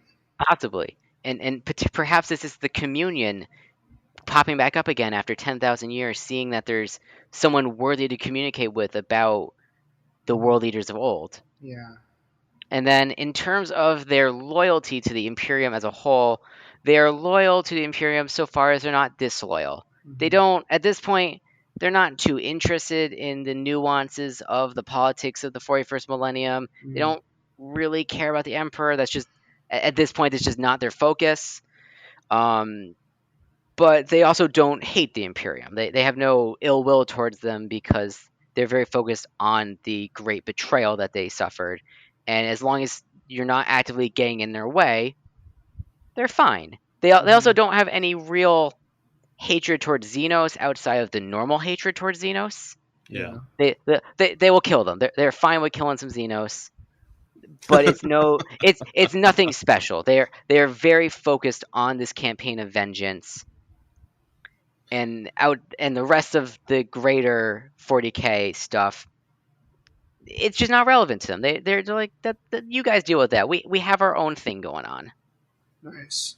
Well, that's cool. Yeah, it's like um it kind of you take some dark angels and you mix it with some blood angels. You shake it to kind of get this really interesting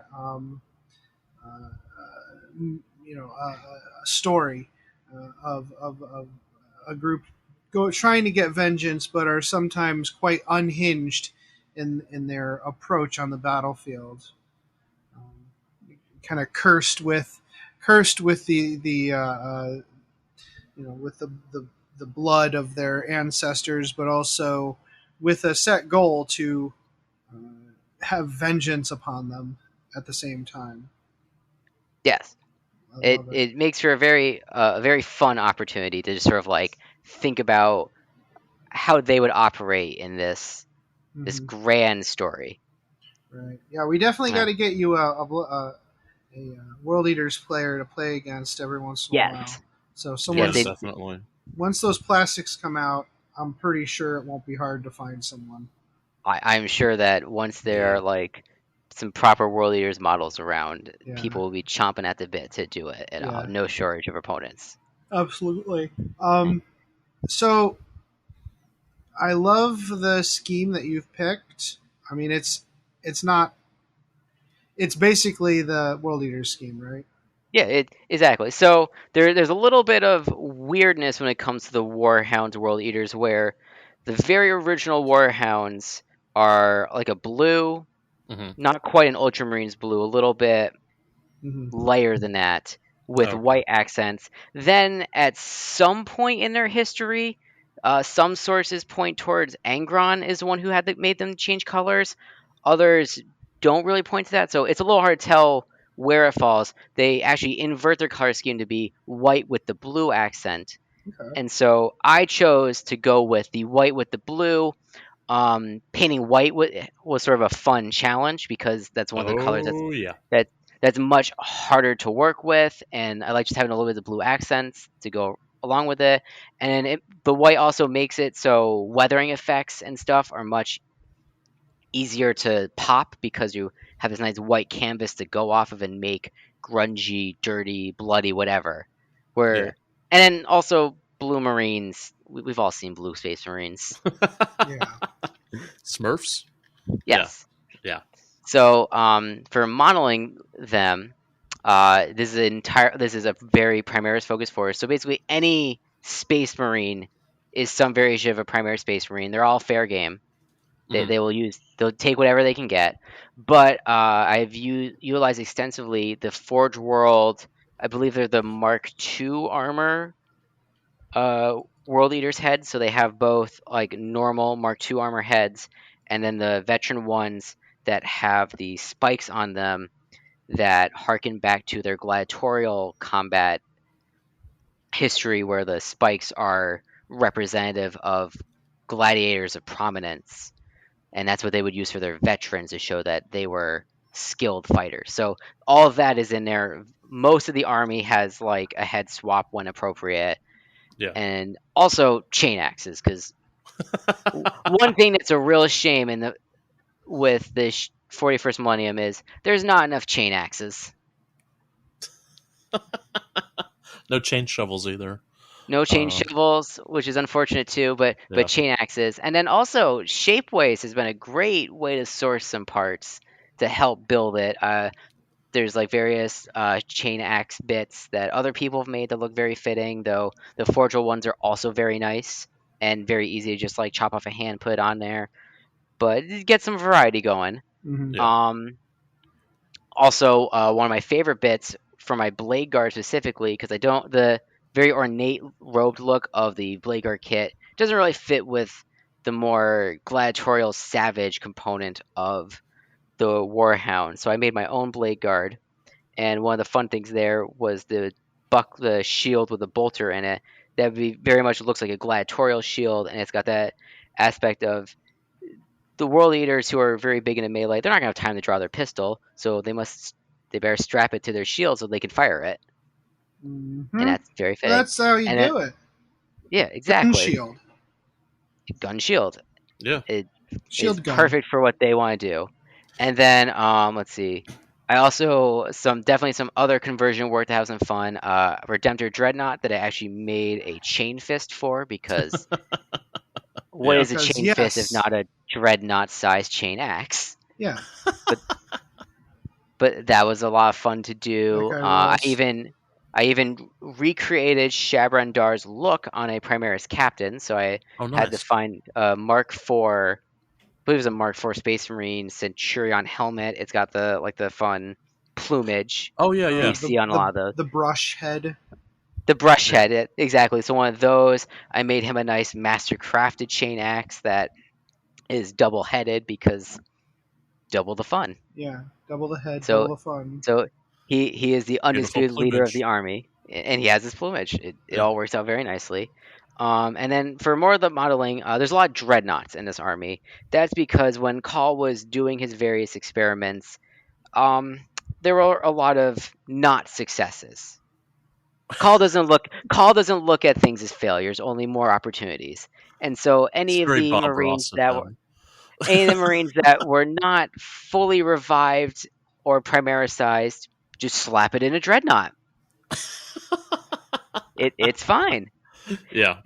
And then That makes also during various raids on the stores of what the World Eaters had before, there are some dreadnoughts who have been deactivated for 10,000 years and brought back. So you got fun guys like a Contemptor and a Leviathan and a Dorado who are just ready to go because they've been sitting around for 10,000 years and they're angry. Yeah. So dreadnoughts galore, and dreadnoughts are just a lot of fun to work with. And then also, as talked about, forge world vehicles. Right now, I got a Sakaran Omega, a Vindicator laser destroyer, I think's the name of it. Yeah. And then the Typhon siege tank, and a Fire Raptor. All great fun from the Heresy that Call just loved rebuilding and putting into service. That's awesome. Yeah, I Yeah. love your collection already, and you're pushing through it. You're painting Oh. fast. How are you getting through that? A Yeah. big thing is airbrush. Yeah. Yep. It solves so much issues. Yeah. And then just a quick note, the basing for all of this is done to represent sort of a war-torn battlefield, lots of barbed wire and Nice. like chunks of vehicles, all World Eaters vehicles that have been torn up. I Make love sure it. of that. But like chunks of vehicles and battlements and like wooden spikes that you would have just Nice. across the battle. It's just this strewn across the bases, like it's chaos and fury and savagery, which would be very appropriate for if a world leaders were on a battlefield. That's so cool. It would not be clean. I wish I wish Brian didn't live like 2,000 miles away because Yeah. that would be an amazing game. Oh, that His world eaters versus your warhounds. We got to make that ooh, happen sometimes. that would be a real fun That would be time. super fun. But so going into the painting, I can't get Yep. away with the airbrush. That really is the crux of why I'm able to paint these guys so well and so quickly, Mhm. especially since white is a primary color. The Yeah. airbrush. Yeah. Yeah. It just you don't have to work with scary things like Corax white. Mhm. Yeah. Yeah. Yeah. But so I have a very simple recipe that I've been refining, but it's basically start with a black primer, do a very nice light gray, and then a white, all sort of a zenithal style to build up that nice highlight, build to like a lighter colors on the top, the darker colors on the bottom. The blue is actually just basically Ultramarines blue because it's a nice simple blue you can't go wrong with. Yeah. That's Um, true. and then all the trim for like the pauldrons and anything that like would be a nice metallic trim. That's a nice bronze color, just a very nice complementary, like a very warm metallic color to Right. complement the very cold the rest of the armor. And it's a And then good the complement to the world eaters aesthetic too, yes, like an echo, not a full yes, on note, but an echo. yes, the world eaters love their bronze. Yeah. And then all the weapon casings, except for the dreadnoughts, because I hadn't thought that far when I did some of them, Hmm. is a nice reddish orange. Again, just that little splash of warm to go with a very cold color palette. Yeah. And then not everything, but most things are just absolutely splattered with flicks of blood for the blood god because it's Yeah. appropriate. Yeah. It's all over my painting area. There's just splatters everywhere. As I was telling Jason earlier, it's a good thing I put down paper before I started this army, so my walls aren't covered in blood for a blood god. Because I don't want my landlord to think I murdered people. Think or no? Yes, The things your robot roommate has seen. exactly. Robo roommate. That's And then for fantastic. And then for all the vehicles, lots of weathering. Anything with like treads, it's all like it's dirty, it's gritty, it's seen some wear because even though these are potentially like sort of more newish of the heresy vehicles, they still have shown some age, and they're on the battlefield getting extensive uses. Mhm. They're dirty because also the warhounds they're not artisans. They don't care about the upkeep so long as it works. Right. Yeah. So the new in the past the Primaris have like throughout 8th edition it was difficult to play Primaris as a melee focused army. They were very much suited to the Ultramarines and Dark Angels kind of combat doctrine. But with Yeah, ninth edition and the new box set and um, the new Space Marines that have come out for it, I think it's gotten a lot better for melee Primaris, hasn't it? So it what are has. you running in your lists? So there was a lot of hemming and hawing on the rules portion of this. For a while, I thought they'd just be Blood Angels. Blood Angels are Yeah. pretty fitting, but I don't know, the rest of the Blood Angel stuff didn't really interest me. And so eventually, a nice White Dwarf came out with some rules for a chapter known as the Emperor's Spears, Oh yeah. who uh, were a nice different take on a melee. In terms of you want to get into the minutia of like who's better for competitive, it's probably Blood Angels, but I don't care. That's not what this is for. But so I have pretty much settled on using Ultramarine successors so I could be Emperor Spears and Mhm. use them as my army. Uh-huh. If something comes along in the future that feels more appropriate, I might switch, but Uh-huh. I'm very happy with what they have to offer. Yeah. So by being Emperor Spears, they get access to uh, their chapter tactic, which basically amounts to +1 to charge and advanced rolls. That's Nice for getting that perfect. little extra speed to get into combat Perfect. and Yeah. get around the board. And then also during the first round of combat, any sixes you roll for your melee attacks count as double hits. Yeah, which and again, if yeah, they're the what do you call it? The white scars, I think, have that, and it is gross. they get into combat and they just make a big old mess, Yeah, that's fantastic. and that's pretty much where they're going. Yeah. So to make all this work, Shavron Dar, he's the chapter master, and basically any game I'm going to use him, and I'm going to make him a chapter master because he has to be. And then so for like a house rule game, everybody that I would play with is pretty comfortable with him being armed with a chainsword, so he can have the Teeth of Terra relic, because that's Yeah. pretty much the most fitting thing for like a mastercrafted chain axe with a Teeth of Terra. Yeah. You're hitting at like strength 6, you got some AP, you get 3 extra attacks, and just it's a blender on a stick. Yes. But unfortunately, Games Workshop, I'm asking you right now, give us a Primaris captain with a chainsword, because it needs to happen. Yes. Yeah. I don't see why. I am perplexed why there isn't a Primaris multi-part captain kit. It doesn't make any sense to me. I don't know. They have like a power sword now and a power fist. Where's the chain Yeah. axe? What are you waiting for? Chain axe, chain, or just sword Shovel. like Gladius, whatever. Shovel, power shovel. Yeah, get on it. Just- Games Just Workshop. come on, GW. It's a Space Marine release. You love them. Yeah. But so going along with that, I also kind of have settled on the idea of him having one of the Emperor's Spear's warlord traits. Mm-hmm. It allows for him to have fight first in combat, even if he Ooh. didn't charge. Nice. And Yeah. also, he can heroic intervention. I believe it's 6 inches instead of the 3. That's great.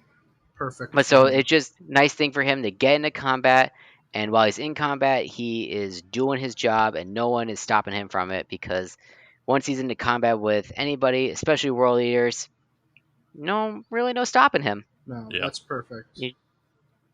And then so building the army, a lot of it is still infantry based. A lot of the melee units, the assault intercessors, are basically the perfect unit for this kind of Yes. army. They're Yeah. Space Marines with chain swords, or in my case, some chain axes. Mm-hmm. I've even had some fun doing some various varieties that go more into the gladiatorial style with some like chains on them and stuff, because it's very fitting, and they just do their job. Going off of that, also, again, dreadnoughts. I love running some dreadnoughts, and they make good use of the bonus hits for 6s, because dreadnought close combat weapons hit like a truck, and what's Yeah. better than having more hits with them? Oh, that's great. Yeah. And then by being Ultramarines, you wouldn't normally associate Ultramarines with being very good for melee combat stuff. But Ultramarines, one of their big components is they're very good at tactics and changing your tactics. They're adaptable. So, and one such thing is they can actually change their combat doctrine for various squads for command points, which is very nice, because that way you can get into the assault doctrine sooner.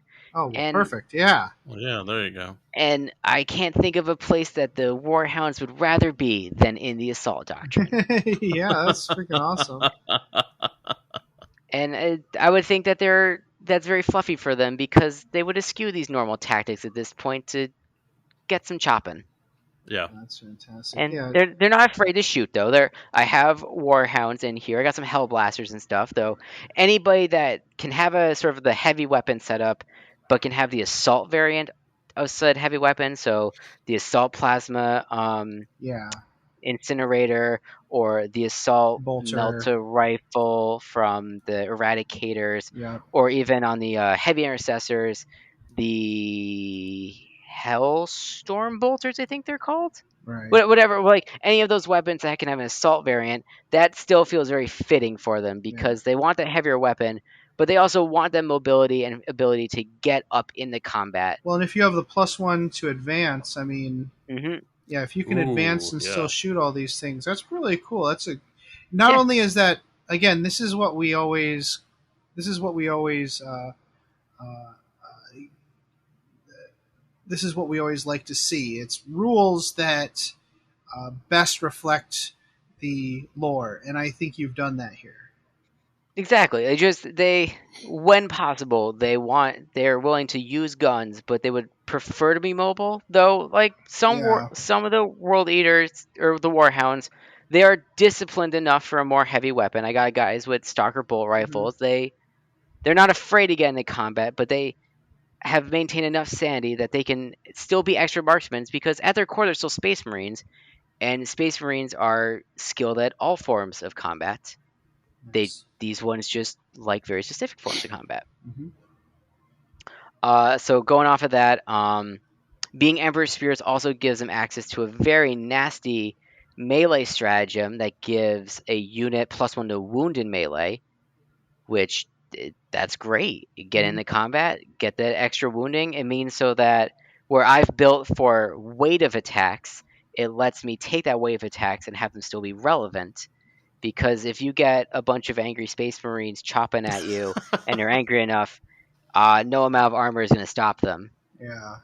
Yeah. No, that's great. Yeah, if you're focused on kind of the chain sword pushing in, being able to move the doctrine early and giving them the +1 to wound will help them kind of overcome heavy armor. That's a really cool idea. Yeah. Yep. And then another key thing, just going back to sort of fluff, big fan of chaplains slash masters of sanctity, which is the sort of the more advanced version of a chaplain. It's very fitting to me that they would be around because you got all these frothing berserkers of Space Marines roaming around the battlefield, and you got to keep them in line. And so the best way to do that's to sing to them. That's And so fantastic. and I so like what frothing. Frothing's a frothing? great verb. Yes, I think there's a lot of frothing with them. And then what's especially fun is why not have your singing battle priest Space Marine ride a motorcycle? Well, Yeah, And clearly. there you so, go. Master of Sanctity on a motorcycle riding around, and he can dole out lots of fun buffs. He can use his normal Canticle of Hate to give guys full rerolls to hit in the close combat. He can also give guys +1 to wound in close combat, so just spread the love with that extra hitting power. Or he can make them, I believe, it's a 5-up feel no pain to mortal wounds, which I think would represent that he's gotten them so angry that they're immune to pain temporarily. Yeah. No, that's perfect. And I feel like the Master of Sanctity and the chaplains in the Warhounds are kind of like the Martes, where they it's not Yeah. that they're no longer angry. It's they've just gone beyond they're like the Hulk. They're just angry all the time, and they've Yes, just learned to live with it. Like it's yes, always a part of them, and they've just learned it's become a part of them. Yeah. exactly. And then for just like a really fun quintessential unit for any melee Space Marine army, the Blade Guard veterans. Mhm. Yeah. They hit really strong because they got master crafted power sword, so that nice 2 damage to one shot a marine with the hit. They got storm shield, so they're more durable. They're not in Gravis armor, despite the fact that I assume they were in Gravis armor for the longest time, so they Mhm. can ride in transports like an impulsor, Yeah, which they means you can. can use them to recreate basically the fun of the Corn party bus. Yes. So get 5 Blade Guard veterans rolling around in an impulsor. It, it's pretty much the good times. Yeah. It's the beautiful Yeah. And times. Yeah. No, that's great. yeah, Well, that's That's funny. fantastic, buddy. What a Yeah. great army. I love your army. I thank you. wish we could have gotten Yeah. a game in, but we'll get another one It, in before too I long. there will be plenty of opportunities for games. Yeah, absolutely. So let's make a plan of it. All right, we're gonna take a quick break. Come back and close out the show. I was wondering how long it was going to take you to stop me. I was wondering myself. Okay, go for it. Hello, everyone. The Masters of the Forge is now a proud member of the NPC, the Narrative Podcast Consortium. Our aim is to inspire your hobby through the rich lore of the 41st millennium. If you enjoy our podcast, then make sure to check out these other awesome shows where you can get coverage on campaigns, Black Library, and all kinds of general topics of the 40K background. The NGC 40K podcast also provides in-depth campaign coverage, audio dramas, and free-flowing narrative campaign creation. The Adeptus Terra podcast also features in-depth discussions of the lore and commentary on the hobby. Oh, and sexy English voices. Oh, yeah. The Masters of the Forge brings the world of 40K to life on your tabletop, with discussion on the lore, backed up by narrative-themed rules and battle reports. Of course, this is only a fraction of the topics covered by the podcasts of the NPC. Please tune in to find out more. Hey Archons, does 9th edition have you feeling like the Slith Party bus just doesn't have enough party for you? Well, if you want to put a little shock back into your shock brow, you need the Slith Party On! That's right, Archons. For 736 points, you can take 3 Archons, 12 Slith, and a Tantalus. It's the Slith Party On! Now I know what you're thinking. Couldn't I take Drazar, 15 Incubi, and a Tantalus, aka the Incubi Murder Boat, for 51 less points? Sure you could, but it wouldn't be the Slith Party On! But is it legal? Oh yeah! Is it awesome? Oh yeah! Is it any good on the table? No! It's the all-new Slith Party On. Sort of awesome. Party On! Really hilarious. Party On! It's the Slith Party On!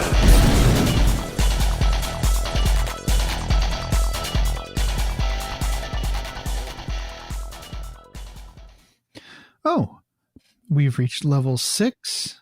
All right, once again, Mark, thank you for joining us.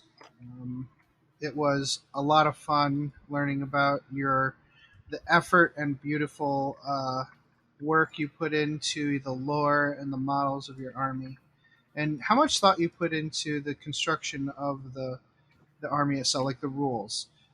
I think that's just because you're playing to the lore doesn't mean you have to make a terrible army and on the tabletop. And I think that it's a perfect marriage of rules, hobby, and lore. I love it. I can't wait to play against them again. Yes, they look forward to more glorious combat. You won that game by 1 point. Don't even get me started. I did, but I like to think they were having fun doing it, because I do remember a Dreadnought distinctly punching your succubus off of the battlefield in one round of combat in stupendous fashion. Yeah, that is a thing that definitely happened, and it was a good time.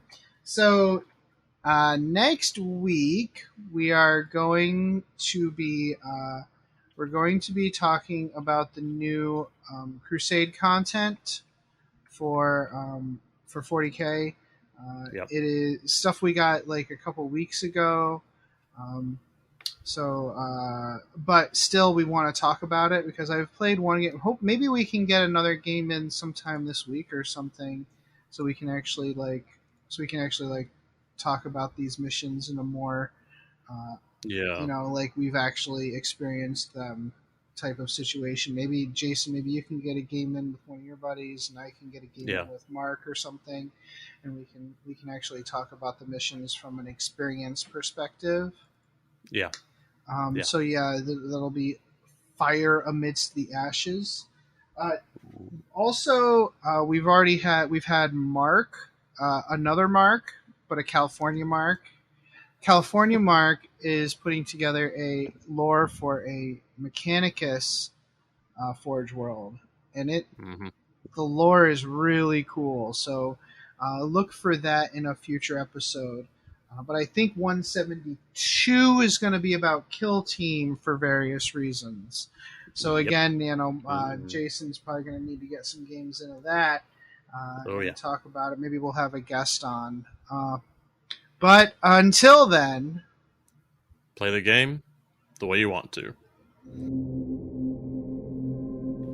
We'd love it if you could give us a positive rating and review on iTunes.